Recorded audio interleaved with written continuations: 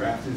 At what point in your career did you imagine this was going to take place? I think the day they told me that it was going to happen, you know, I could have never expected something like this. But it's really a special night for me and my family, and it's been a long run, and to be able to, you know, have the career I had here and then have a celebration like that, you know, I feel very fortunate.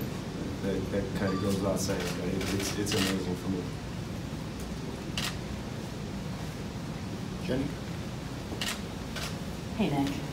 When the franchise made the move here, obviously very tumultuous time. You were one of the few players that had roots in Seattle. Made the move though, and I never remembered any grousing from you. But how did you sort of approach that, and how do you look back on those days now? Yeah, it was difficult because I liked where I was at, and it's just when franchises move, it's not easy for anybody, and it's a difficult thing. And you know, I liked where I was at, and you know, the team ended up moving, and that's the way the business works. And then luckily we came to a great place, and it's worked out incredibly for me and the team since then. And really learned to love it here, and people have been great to me, and they were great to us from the very first day, and ended up becoming a pretty special thing coming out of a thing that was difficult at the time. So you know, again, I've been really fortunate the way things worked out. Nick, you've flown into Oklahoma City hundreds of times in your life. I'm just curious what this one has been like the last 24 hours, basically, this experience. I actually drove I-35. I've been on that road a lot. I drove in today with my daughter to wait till she was done with school yesterday because she's missing a couple days. You know, I'm a little nostalgic. I've been here a couple times this year, but you know, it's a good feeling coming back. And for something like this, there's really, I don't know how to feel for something like this. It's like there's nothing can really prepare you for that, but it's really special. And got in last night and had dinner with Russell and a couple other friends, and it was good just to be back and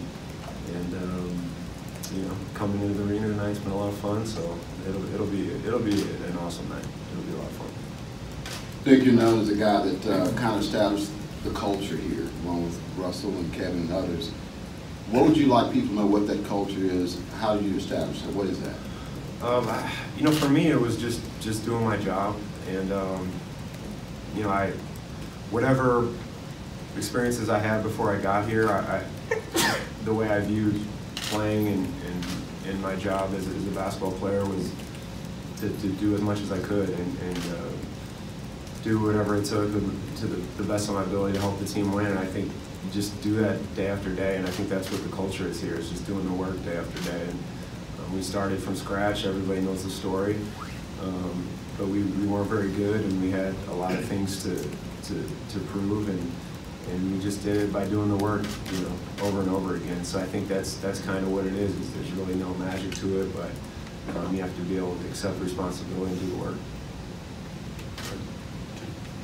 Nick, have you talked to Coach Roy Williams lately? And what was it like coming to Oklahoma after playing for Kansas? Oh man, I love Coach Williams. I talked to him. You know, I've talked to him a couple months ago. He just had an incredible impact on my life and as a person and as a player. I think the things I was able to do when I got to the NBA, a lot of it is because I had really good habits and I knew how to do a lot of these things, and I knew how to push myself and compete and not give in, and I learned almost all of that in college playing for him every day. So he has had an incredible impact on my life. Eric Horn? Nick, congratulations. Thank you. Got a lot of questions about that, but you've been around this team and this organization more than anybody. I wanted to get your thoughts on what do you think it is that this team is struggling with when you watch them in terms of when they have their lows this season, when you were here, when you had lows. What do you think the team is battling right now? Well, I don't watch it as closely as obviously I did when I was here playing. I watch most of the games. You know, I'm very close with the team and what's going on, but to not be in that locker room, it's really hard to say because it is a different thing. That's what I found is it's not. There's nothing like being in there and being there day to day and having the pulse of what's going on. But I'd say we've had stretches like this in my time here too. I mean, we always had times where we didn't play as well throughout the year, and I think the team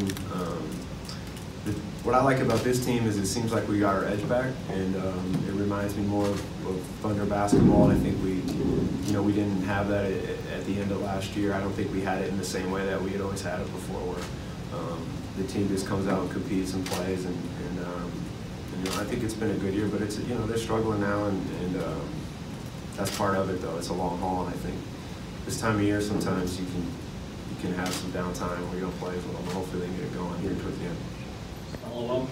You were the last active NBA player while Roy Williams was at Kansas. When you hear that, what does that make you think about? Well, I mean, there's been a lot of guys to go to Kansas and play in the league, and Coach has had a lot. He's had probably just as many at North Carolina now.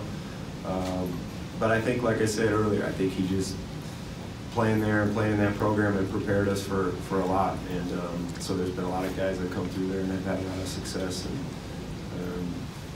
I miss being around Coach every day, but it's really cool to see the success he's still having. Awesome. Hi, friend. Congrats. Hi. So excited for you. We've been talking this week kind of about our favorite Nick moments on the court through your career.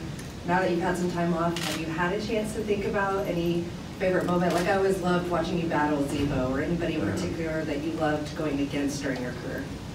I just think, those playoff games, getting ready for those, and how I played on teams that didn't make the playoffs for a while. My first year in the league, we made the playoffs in college. We had success, and I just always felt like that's how it would be. And then we went a long stretch without making the playoffs. So to get back, to build to the point, that first year when we got in, we played the Lakers, was huge, and just playing in front of that crowd and playing important basketball like that and having to rise to the occasion and play well. I think, like you said, battling Zebo, Memphis, all those series, playing San Antonio, Dallas, we had a lot of those battles, and there's a lot of guys that play in this league for a long time and don't ever play important games like that. So to be able to play in so many of those, I don't have specifics, but I think that was the best part of my career, my favorite part. Nick, I know you spent a lot of your childhood in Fort Dodge, but high school all in Iowa Falls, which is even smaller than I thought it was. I mean, it's like Perry small. I mean, 5 stoplights. That's 4 or my 5. hometown. We got you by one. Okay, is it 5? I should go count. I'll go count, because I say that a lot. I could be wrong. Maybe they have like 7. I don't know. Maybe, close. But the idea that, I know you go back there a lot, so, I mean, like, where you're from it's with you all the time, but do you appreciate in maybe a way that you can articulate what it is to be from a small town and to have done what you've done, the years in the league, and now to have your number retired? Yeah, I think it's interesting. The league is full of guys that came from different places, and there's guys that come from inner cities, they come from Europe, they come from different continents. And then some guys come from small towns too in the U.S. And I play with guys from all over. I think for me, it seemed kind of far-fetched to be able to play in the NBA. There's just the best player in my school played Division II, and it just like I just wanted to like play for my high school team. And I think, I don't know, when you get older, you get emotional, and it's like it's I gotta fight this tonight, but I just, it's cool to be like have those people back home knowing that they're watching, and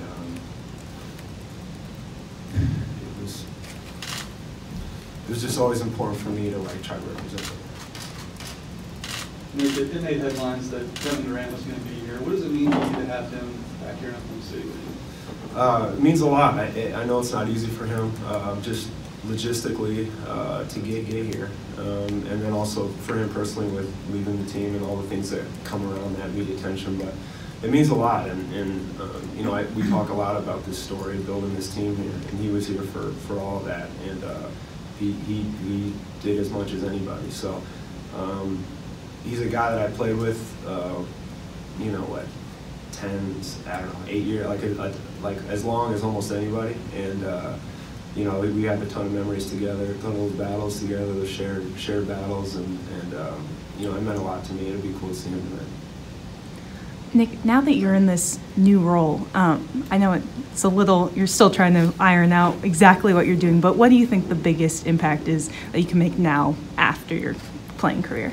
Well, I think I gotta figure that out. I think for me, most importantly is just, I got a 13-year-old daughter, and just be able to give her the time she needs. That's my priority, and my family, spending the right amount of time with my family. And then trying to find out what works with my life. And basketball's been something I've always been a part of, and I understand it, and I think I have a lot to offer. So I think that's something that definitely I might be able to find my own niche there. But I don't know for sure. I don't know what the future holds, but I'm excited about it. We got time for 2 more questions, Warren, and then Marissa. This kind of ties into what Maddie was talking about a little bit, but has your perspective changed on potential coaching career in the future? Have you given any thought to that in the last year you've been around the organization? Again, I think it's tied to my answer from her. I don't have enough time right now for that. Coaching is so much. It's the hardest job. And, you have to, all the hours I spend as a player, the coaches are there, 2 or 3 hours before me, and they say 2 or 3 hours after, and they're there in the summer. So it's just not something I have enough time for right now, but I think in the future it'd be something I could be interested in. I think it come natural to me. I think that as a player, that's more what you're used to, is on the court and trying to figure out how to win games. So I don't know. I enjoy being on the court. I've had a chance to kind of work with a few guys just in the summer and random things since I play, and I do enjoy it. And it does feel like home for me to be on the court, but it just doesn't work out for me right now. That's the last question. All right, Nick. You're one of very few people who have 3 numbers at 3 different places retired: high school, college, and now the NBA. So once you look back on this moment, how are you going to feel? Which one is going to be, the biggest deal for you? I think this one, and I think it's just because of the stage of my life where I can really appreciate it. When you're young, you just kind of move on to the next thing, and you don't always have time to think about all the stuff you've done before. So this is pretty special to me, and it's cool for my family, and to they've been along with me for this whole journey, and just to have this celebration at the end is great. I know most guys don't get this, so I really appreciate it. Thank you, Nick. Congratulations.